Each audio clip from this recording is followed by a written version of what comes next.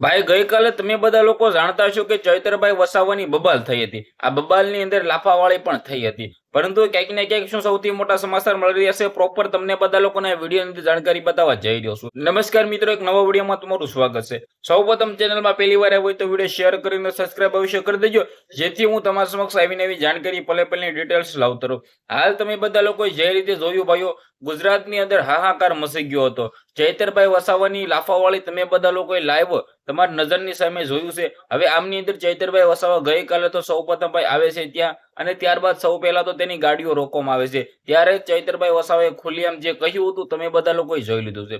પરંતુ જે મિત્રો કંપનીની અંદર જે લોકો જે કામ કરી રહ્યા હતા તેમની સાથે જે થયું છે તેને ન્યાય અપાવવા માટે ચૈતરભાઈ વસાવા લડત લડવા માટે મેદાનમાં ઉતર્યા હતા. પરંતુ ત્યારે કંપનીના જે પણ કર્મચારીઓ છે તેની સામે બોલાબોલી થાય છે, ત્યારબાદ લાફાવાળી થાય છે. પરંતુ આ બધાને લઈને ચૈતરભાઈ વસાવો તો ગુજરાતની અંદર જનતાને કામ કરવા માટે લડી રહ્યા છે ને, નહીં કે પર્સનલી.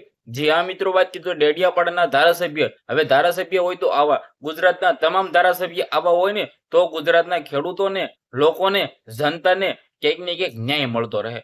જી આ મિત્રો, વાત કીધું તો વગર ભાઈ ડરે ચૈતરભાઈ વસાવા ખુલ્લેઆમ લડી પડ્યા હતા. શા માટે લડ્યા હતા? જનતા માટે, લોકો માટે. જી આ મિત્રો, વાત કીધું ચૈતરભાઈ વસાવો તો ચૈતર વસાવા છે. ચૈતર વસાવા જેવા ધારાસભ્ય ગુજરાતની અંદર બધે જોવા મળી જાય ને તો કોઈ પણ લોકોને કઈ પણ પ્રોબ્લેમ રહેવાનો નથી. તમારા મુદ્દા વિશે શું કેવું છે, તમારી શું રાય છે, જે પણ હોય કમેન્ટની અંદર અવશ્ય જણાવી દેજો. વિડીયો શેર કરો, ફોલો કરો. ધન્યવાદ. આપણે એક નવા વિડીયો મળીએ.